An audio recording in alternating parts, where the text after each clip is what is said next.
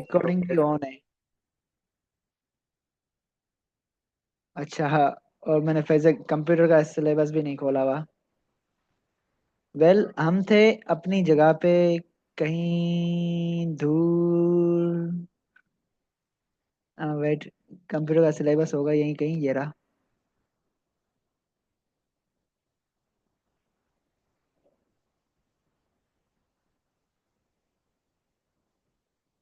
Okay, so last day we were at this point where we completed all the SLOs from 11.4.1 to 11.4.9, and 11.6 4.6 was remaining, right?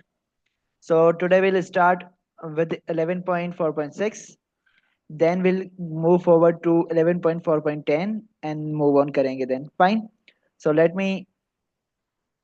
uh, let me open dev C++.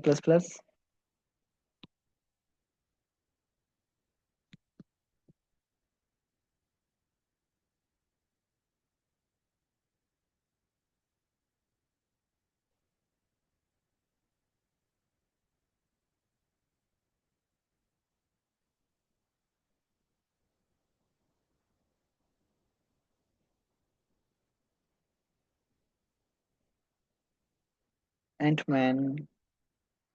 Okay, so we are gonna do SLO number, कौन सा है? SLO number 11.4.6, जिसमें हमें increment and decrement operators देखना है। कहाँ गया भाई?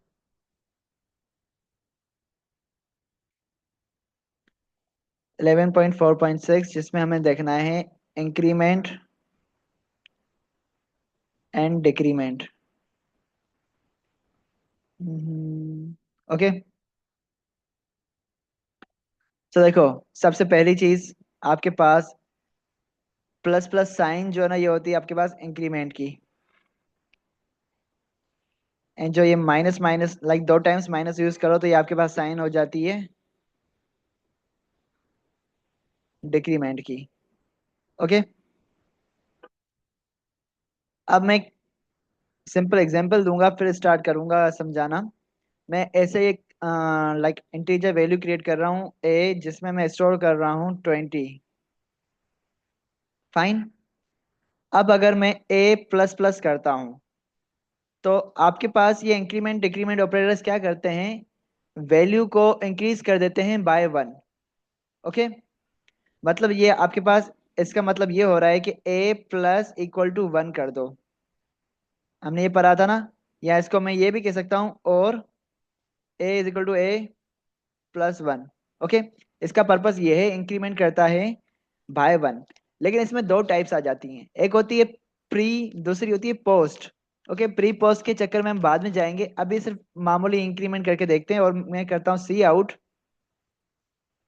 ए। ओके, सो देखो,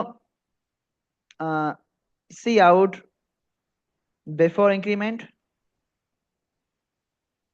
ए की वैल्यू है ये,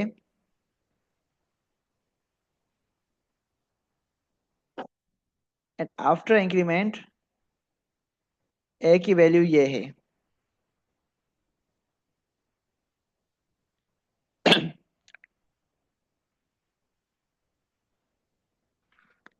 day three, day three, day three programme one.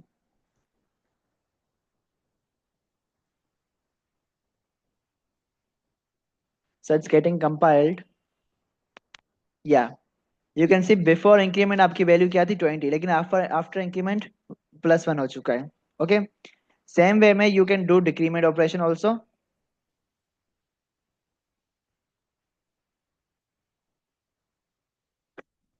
ए को मैं वापस यहाँ पे 20 बना देता हूँ, सही है, और यहाँ पे मैं डिक्रीमेंट करूंगा। फाइन। एंड यहाँ पे मुझे लिखना चाहिए डी ई, और यहाँ पे माइनस, यहाँ पे भी माइनस, एंड यहाँ पे भी decrement. Okay, so you can see के आपके पास इंक्रीमेंट 20 की वैल्यू जो है ना, देखो, पहले आपके पास 20 है, इंक्रीमेंट के बाद 21 हो गई, फिर हमने कोड में इसे वापस 20 किया, फिर ये कह रहा है डिक्रीमेंट होने से पहले इसकी वैल्यू क्या है, 20 है, आ रही है, आफ्टर डिक्रीमेंट -1 हो चुका है। सो इसका मतलब हम यहाँ तक ये देख चुके हैं। ओके, अब एक और चीज मैं करता हूँ, इंक्रीमेंट डिक्रीमेंट को हम देख चुके हैं, अब हम जा रहे हैं पोस्ट एंड प्री के चक्कर में। देखो, पहले मैंने प्लस प्लस जो है ना, plus plus and minus minus बाद में लगाया था, अब मैं पहले लगा रहा हूँ। अब मैं आउटपुट देखूं तो इस केस में मेरे आउटपुट के पे कोई फर्क नहीं पड़ेगा, जो पहले आउटपुट आ रहा था वही सेम आएगा, 20, 21, 20 एंड 19। ओके, लेकिन अब मैं जरा सा आपको है ना कंसेप्ट क्लियर कर देता हूँ कि डिफरेंस क्या होता है प्री एंड पोस्ट में। प्री में, प्री इंक्रीमेंट हो या प्री डिक्रीमेंट हो, प्री में आपके पास ये होता है कि इंक्रीमेंट या decrement is done before using the variable. Okay, and post में ये होता है कि आपके पास इंक्रीमेंट या डिक्रीमेंट जो है वो वो होता है बाद में, यानी कि आफ्टर यूजिंग द वेरिएबल। मैं क्या कहना चाहता हूँ, इसकी एग्जांपल दूंगा, समझ में आ जाएगा। बस अभी ये जानो कि प्री का मतलब जो ये है कि इंक्रीमेंट पहले होता है, वेरिएबल बाद में यूज होगा, और पोस्ट का मतलब ये होता है कि पहले आपका वेरिएबल यूज हो जाएगा, बाद में इंक्रीमेंट या डिक्रीमेंट होगा। ओके, सब ये करके देखते हैं। मैं यहाँ पे क्या कर रहा हूँ, मैं ऊपर जो ये कोड था इसको पूरे को कर देता हूँ कमेंट अभी के लिए। सही है, और यहाँ पे एक न्यू वेरिएबल ले रहा हूँ बी, जिसकी वैल्यू है मेरे पास 5 है। सही है, अब मैं क्या कर रहा हूँ, सी आउट करो, सी आउट करो 5, सॉरी, सी आउट करो प्लस प्लस 6 को, प्लस प्लस बी को। ओके, सो अब देखो यहाँ पे क्या हो रहा है, प्री इंक्रीमेंट हो रहा है। प्री इंक्रीमेंट का मतलब ये कि पहले पहले बी में 1 ऐड होगा, देन बी प्रिंट होगा स्क्रीन पे। ओके, तो मतलब आउटपुट क्या आना चाहिए, यहाँ पे 6 आना चाहिए। So you can see the output is 6। वहीं पे ही, वहीं पे ही अगर मैं क्या करता हूं, अगर मैं पोस्ट इंक्रीमेंट करता हूं, ये होता है पोस्ट इंक्रीमेंट। पोस्ट इंक्रीमेंट में ये होगा, पहले आपका वेरिएबल जो है वो यूज हो जाएगा, यानी कि बी पहले आउटपुट पे जाएगा। तो पहले बी में वैल्यू क्या है, 5, पहले बी आउटपुट पे गया, तो उसके बाद बी की वैल्यू क्या हो जाएगी, 6 हो जाएगी। तो मैं ना दोनों को चेक करना चाहता हूँ, तो मैं ना बी को नेक्स्ट लाइन पे प्रिंट कर लेता हूँ। सही है, ताकि हमें आइडिया हो जाए कि वाकई पोस्ट इंक्रीमेंट भी काम कर रहा है। Okay, so you would see that आपके पास ऊपर 5 आएगा और उसके नीचे 6 आएगा। Okay, so this is the basic funda of pre and post. Same working होगी आपके पास डिक्रीमेंट में भी। Okay, so without wasting any time मैं आपको छोटी सी एक एग्जांपल दे देता हूँ। यहाँ पे आप गेस करो आउटपुट क्या होने वाला है, खालिक।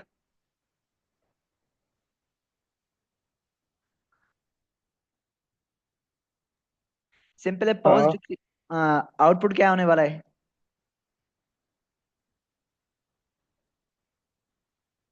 पहले तो ये 5 प्रिंट करेगा, उसके बाद पोस्ट डिक्रीमेंट करके उसके बाद 4 आएगा।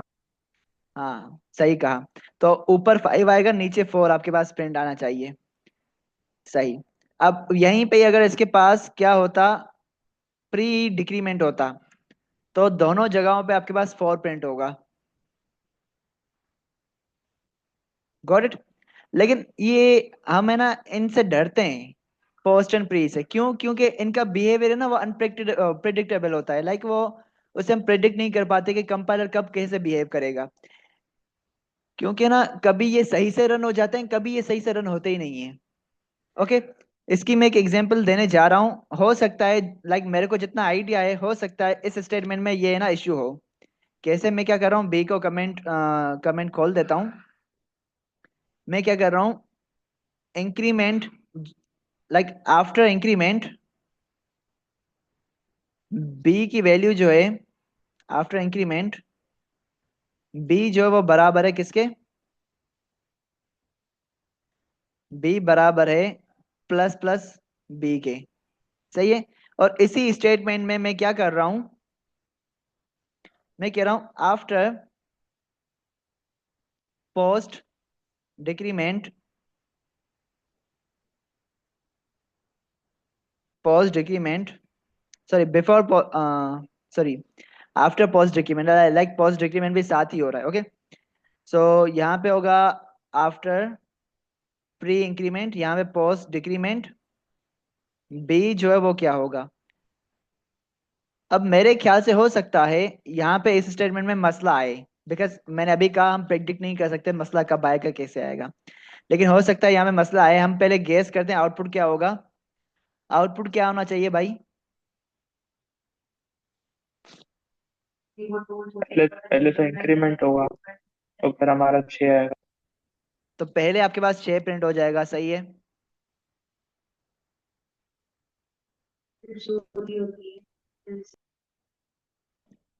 उसके बाद उसके बाद आफ्टर पोस्ट डिक्रीमेंट, उसके बाद जो 6 हमारा आया है, वही 6, 6 रहेगा। और मैं नेक्स्ट लाइन पे बी को भी प्रिंट कर देता हूँ। ओके, अब देखते हैं कि ये आउटपुट आ रहा है कि नहीं। नेक्स्ट लाइन पे 5 आना चाहिए। सो ओए होए होए होए होए होए, यू कुड सी आपका जो यहाँ पे क्या कहते हैं आउटपुट है वो सही नहीं आया। And this is what I wanted to show you. यहाँ पे आउटपुट सही नहीं आ रहा, हालांकि आना कुछ और चाहिए। यानी कि B5 है, B5 है, तो मतलब पहले ये इंक्रीमेंट होगा, B6 हो जाएगा, 6 प्रिंट होना चाहिए। देन यहाँ पे भी 6 प्रिंट होना चाहिए, उसके बाद डिक्रीमेंट होना चाहिए। लेकिन यहाँ पे 6 तो कहीं पे प्रिंट ही नहीं हो रहा, देख रहे हो। This is called compilers unpredictable behaviour. अब मुझे कैसे आइडिया हुआ कि ऐसा होगा, क्योंकि मैंने स्टडी किया था कि लाइक इंक्रीमेंट और डिक्रीमेंट है ना, अक्सर प्रिडिक्ट हम नहीं कर पाते जब इस तरह से यूज हो रहे होते हैं। सो मैंने स्टडी ये किया जब आपके पास सेम लाइन में लाइक एक ही स्टेटमेंट में आप एक ही वेरिएबल को 2-3 बार इंक्रीमेंट या डिक्रीमेंट कर रहे हो, तो आपके पास कंपाइलर जो है ना क्या कहता है कैलकुलेशंस करता है, वो प्रिडिक्टेबल नहीं होती। सो इससे हमें ये सजेशन मिलती है कि अवॉइड यूजिंग या avoid modifying same variable, like avoid modifying a single variable multiple times in a single statement. Like एक स्टेटमेंट में एक वेरिएबल को एक ही बार ही मॉडिफाई करो, चेंज करो। ओके, बार बार या दो से ज्यादा बार करोगे तो उसमें एरर आता है। तो कभी कभार वो सही भी आ जाता है, कभी कभार एरर देता है। So this was the basic reason कि आपके पास इंक्रीमेंट एंड डिक्रीमेंट अक्सर इशू करते हैं। ओके, एंड अगर टाइम मिला तो पेपर्स पास पेपर्स चेक करेंगे। मेरे ख्याल से बोर्ड में इस तरह के क्वेश्चंस नहीं होने चाहिए। ये क्वेश्चन, ये चीज समझ में आ गई कि आपके पास इंक्रीमेंट एंड डिक्रीमेंट है ना क्या होता है, और कब कब ये इशू हो सकता है हमारे पास। खालिक।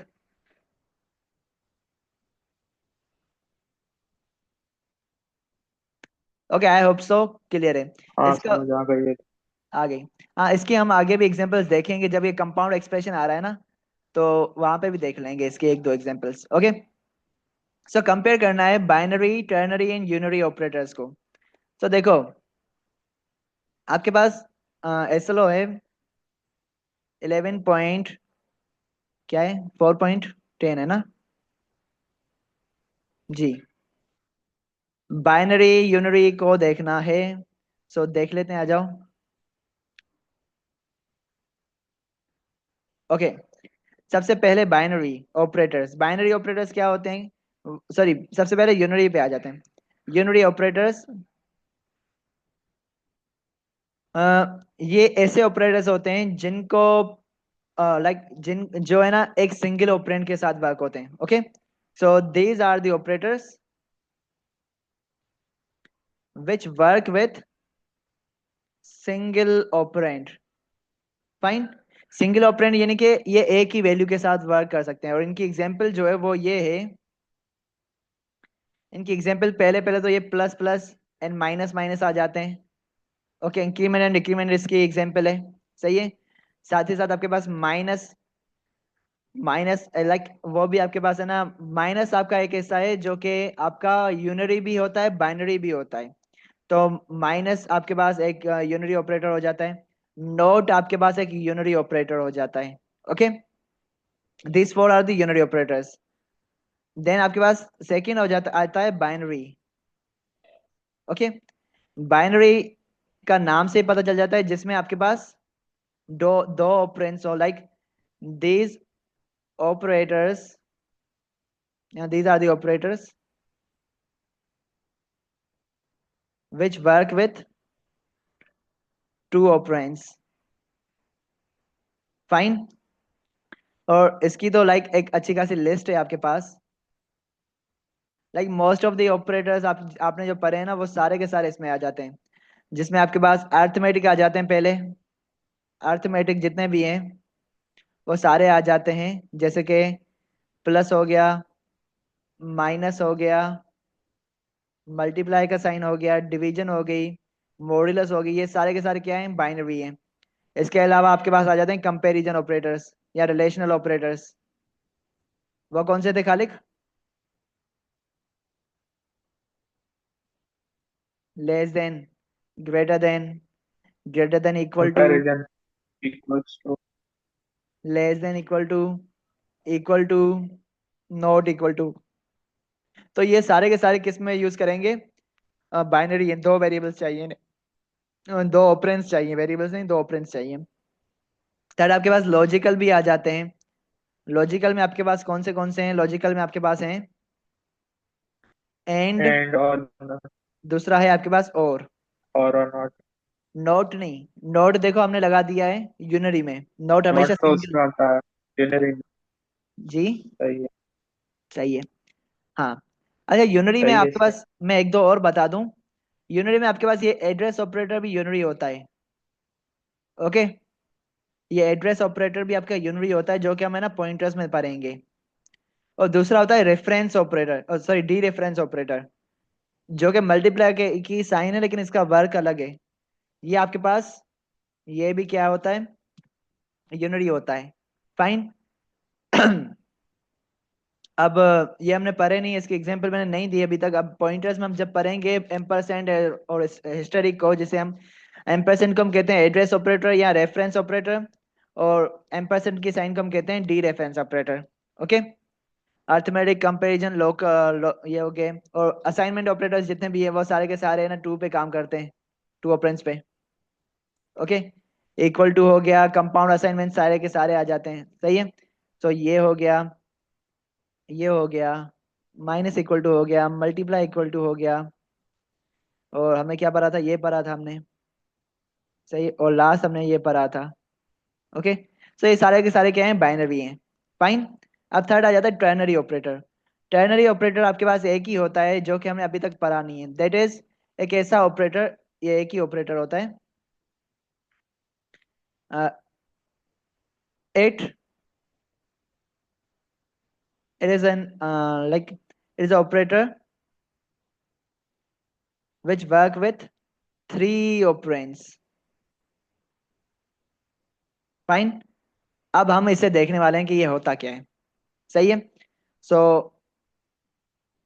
हाँ, इसकी अगर मैं ना लगा दूं, लाइक काइंड ऑफ सिंबल दे दूं, तो ये होता है, इसका सिंटेक्स होता है condition, then question mark, then expression one, colon, expression two. ये इसका सिंटेक्स होता है। सही है। आखिर में आपके पास सेमी कोलन आ जाता है। अब देखो, एक और चीज मैं बता दूं, it is alternate for if else. If else के लिए अल्टरनेट है। अब हमने ये पढ़ा नहीं है कि इफ एल्स क्या होता है बहरहाल, लेकिन आई नो कि आप लोगों को आइडिया है। सो इस हिसाब से मैं आपको एक एग्जांपल दे रहा हूँ कि ये काम कैसे करता है। मैं कहता हूँ कि अभी ऊपर जो भी हमने किया था, इसको मैं कर देता हूँ क्या, कमेंट। मैं कह रहा हूँ इंट करो,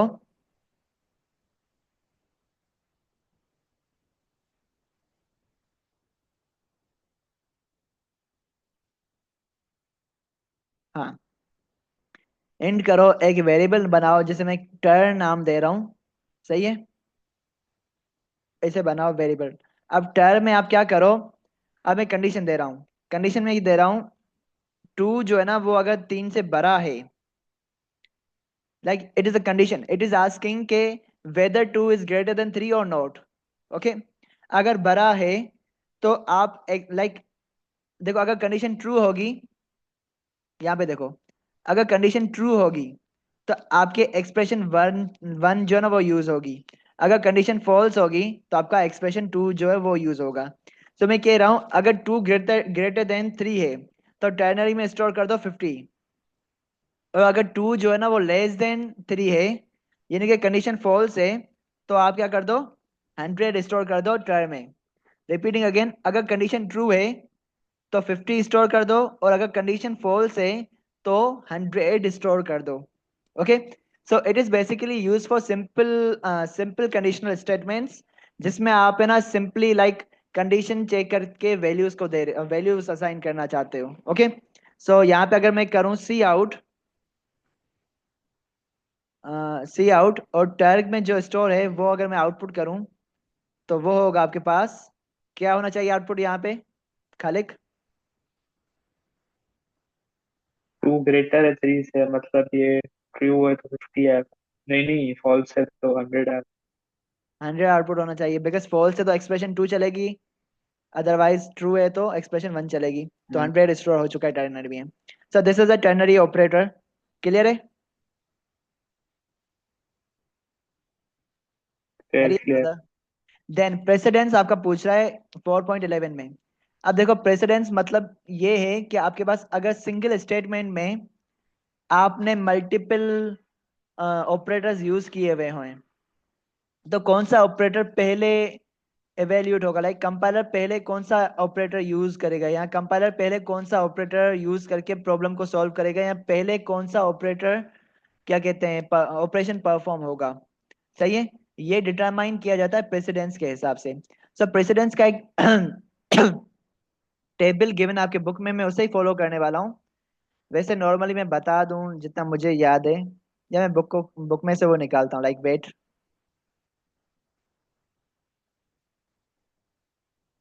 लाइक ऐसे ऐसे पॉइंट्स में मैं बुक को ही फॉलो करना पसंद करना चाहिए। So this is a book, this is our book, this is our book, चल जा मेरे भाई।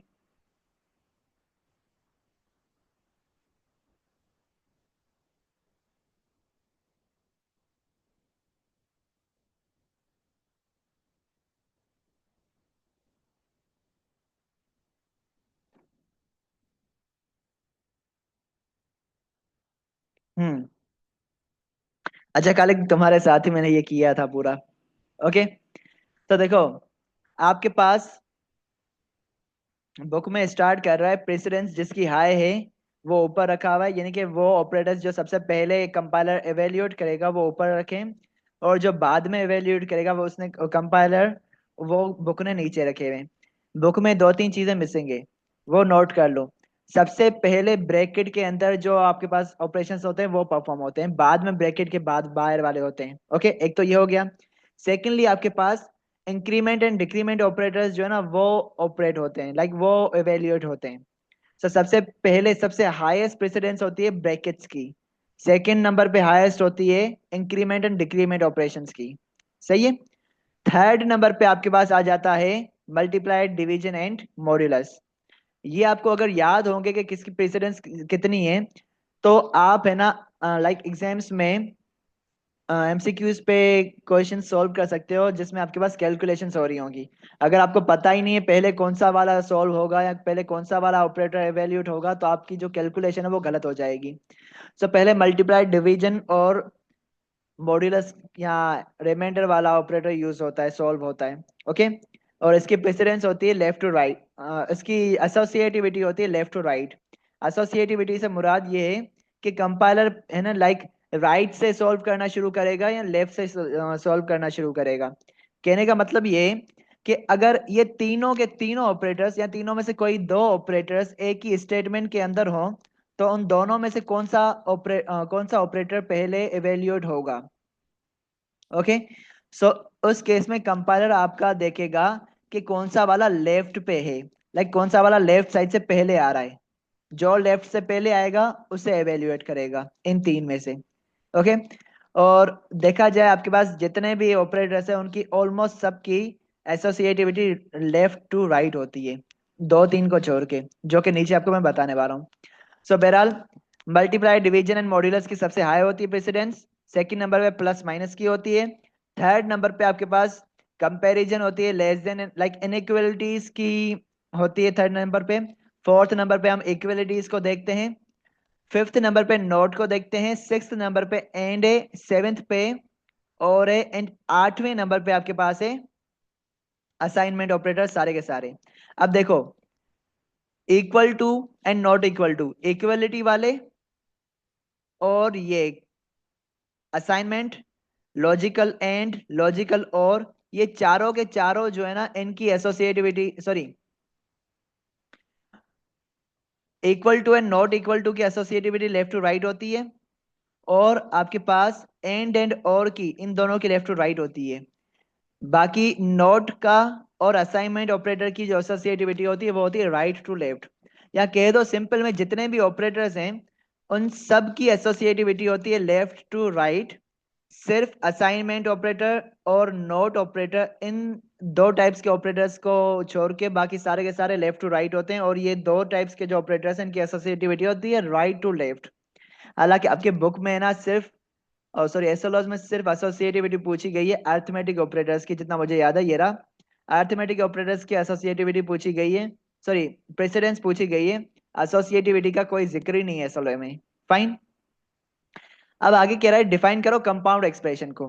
कंपाउंड एक्सप्रेशन एक ऐसी एक्सप्रेशन होती है जिसमें आपके पास multiple operators like multiple operators use हुए में हो एक ही स्टेटमेंट में। जैसे मैं कह देता हूं, लाइक मैं कह रहा हूं and a is equal to 5, b is equal to 2, c is equal to 9, ऐसे ही तीन वेरिएबल्स मैंने क्रिएट कर दिए। अब मैं क्या कर रहा हूँ, मैं कह रहा हूँ एंट, ओके, और ऐसे नाम दे रहा हूँ टी जो कि बराबर है, अब ये क्या कर रहा है ए को कर रहा है प्लस बी से, देन बी को डिवाइड कर रहा है सी से, ओके, देन वापस वो क्या कर रहा है माइनस कर रहा है ए से, और वो वापस मल्टीप्लाई कर रहा है 4 से, मल्टीप्लाई कर रहा है टर से। ओके। अब मुझे बताओ इसमें कौन से लाइक ये मैंने जितने भी अभी यूज किए हैं सारे के सारे असाइनमेंट सॉरी अरिथमेटिक ऑपरेटर्स हैं। अब मुझे ये बताओ कि इनमें यहाँ पे ना कितने ऑपरेटर्स टोटल यूज हुए हैं हमारे पास। 4। चार। यानी कि मल्टीपल ऑपरेटर्स आपने एक ही स्टेटमेंट में यूज किए हैं, तो ये आपके पास कौन सी हो गई, ये होगी कंपाउंड एक्सप्रेशन। ओके। अब इसका आंसर फाइनल बताओ मुझे क्या होगा। हम लगा देते हैं लेफ्ट टू अभी राइट जाता। जी पहले हम वैल्यूज पुट करते हैं। 5 ए की वैल्यू 5 है, बी की वैल्यू 2 है, सही है, वो डिवाइड हो रहा है सी से, सी की वैल्यू क्या है 9 है, ओके, और माइनस हो रहा है ए से, ए की वैल्यू 5 है और टर की वैल्यू कितनी है 100 है। फाइन। तो 2 डिवाइड बाय 9 करेगा तो कितना आएगा 0 आएगा, तो 0, और आगे यहाँ पे इसका 0 आंसर आ जाएगा। उसके बाद ये, उसके बाद ये वाला हिसाब परफॉर्म होगा यानी कि 500। ओके। सो 5 माइनस 500, आपके पास आंसर जो आ रहा है वो आ रहा है -495। एग्री और नॉट। अगर कैलकुलेशन सही की है तो यही आंसर आना चाहिए। अच्छा आंसर जो आएगा उसको आउटपुट तो कर दो, सी आउट टी। ओके, और इसे मैं क्या कर रहा हूँ एंटर लगा रहा हूँ, ओ सॉरी कमेंट लगा रहा हूँ। अब आंसर माइनस क्या हो गया, ओके, आंसर माइनस का 495 आना चाहिए और यही आ रहा है। Okay, this is called compound expression. अब मैंने कहा था कंपाउंड एक्सप्रेशन में मैं आपको एक और एग्जांपल दे रहा हूँ जिसमें आप है ना वापस देखोगे कि आपका कंपाइलर जो है ना अनप्रेडिक्टेबल बिहेवियर कर रहा है इंक्रीमेंट एंड डिक्रीमेंट के लिए। इसके लिए मैं एक एक्सप्रेशन ये दे रहा हूँ कि ना एंड करो, ओके, मैं चलो गई थोड़ा सा कहीं ब्रेक बैठा, डायमीटर, डायमीटर। ओके, मैं कह रहा हूँ यहाँ पे मैं अगेन वाई क्रिएट कर रहा हूँ, और मैं कह रहा हूँ कि ना यहाँ पे दो तीन मल्टीप्लाई ऑपरेशंस करता हूँ। लाइक मैं कहता हूँ कि ए में डिक्रीमेंट कर दो, ओके, और उसे मल्टीप्लाई कर दो बी के साथ, और उसे मल्टीप्लाई कर दो, मैं मल्टीप्लाई नहीं, यहाँ पे माइनस करवाता हूँ, ठीक है, और उसे मल्टीप्लाई कर दो ब्रैकेट के साथ, और ब्रैकेट के अंदर आप क्या कर रहे हो, इंक्रीमेंट कर रहे हो ए में। सेम वेरिएबल को मैं दो बार मॉडिफाई कर रहा हूँ यहाँ पे, सो क्या आना चाहिए, एरर आना चाहिए। ओके, और मैं क्या कर रहा हूँ, यहाँ पे मैं मल्टीप्लाई करवा रहा हूँ इसको सी के साथ। फाइन, अब इसका आउटपुट क्या आना चाहिए,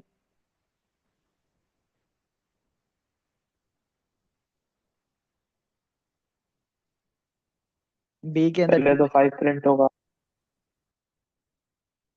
एक मिनट कैलकुलेशंस कर लेते हैं अच्छे खासी तरीके से। वापस प्लस प्लस 5 है, ओके, और मल्टीप्लाई हो रहा है सी के साथ यानी कि 9 के साथ। अब इसका आउटपुट क्या आना चाहिए भाई, अरे ऊपर वाला, पहले ऊपर वाले का -495, इसमें थोड़ा एक्सपोर्ट। ये हाँ, ये थोड़ा वापस समझा। इसमें ये हुआ कि आपके पास 2 डिवाइड बाई 9 करोगे तो 0.0 समथिंग आएगा, यानी कि इसकी वैल्यू आ गई 0। बाकी बचा आपके पास ये वाला, लाइक डिवीजन के बाद वो 2 मल्टीप्लाई डिवाइड बाय करना। 9। एक मिनट, ये हमारा वो लेफ्ट टू राइट था ना, तो अर्थमेटिक, तो सारे अर्थमेटिक, तो फिर प्लस लेफ्ट से टू क्यों नहीं राइट, शुरू किया हमने? तो लेफ्ट साइड ये ना, लेफ्ट टू राइट जा रहा है इस तरह से। हाँ, तो पहले पॉजिटिव आ रहा है ना लेफ्ट साइड, पहले प्लस के प्लस आ प्लस, रहा है। देखो एसोसिएटिविटी, ओ सॉरी, प्रेसिडेंस किसकी ज्यादा है, प्रेसिडेंस डिवीजन की ज्यादा है। पहले डिवीजन होगा, फिर वापस चेक करेगा डिवीजन के बाद प्रेसिडेंस किसकी ज्यादा है, उसके बाद मल्टीप्लिकेशन की प्रेसिडेंस ज्यादा है। जब डिवीजन और मल्टीप्लिकेशन का ऑपरेशन परफॉर्म हो जाएगा, उसके बाद वो जाएगा प्लस और माइनस पे। देखो मल्टीप्लाई, डिवाइड और रिमाइंडर, इन तीनों की प्रेसिडेंस ज्यादा है। ओके, जब सेम प्रेसिडेंस के ऑपरेटर्स एक ही स्टेटमेंट में होंगे, तब हम एसोसिएटिविटी को यूज करेंगे। सही है। मतलब प्रेसिडेंस, डिवाइड, मतलब रिमाइंडर और मल्टीप्लिकेशन की ज्यादा है। जी, इस स्टेटमेंट में इन तीनों की ज्यादा है। तो यहाँ पे स्टेटमेंट में डिवीजन है और मल्टीप्लिकेशन है, तो ये तो 0 हो जाएगा।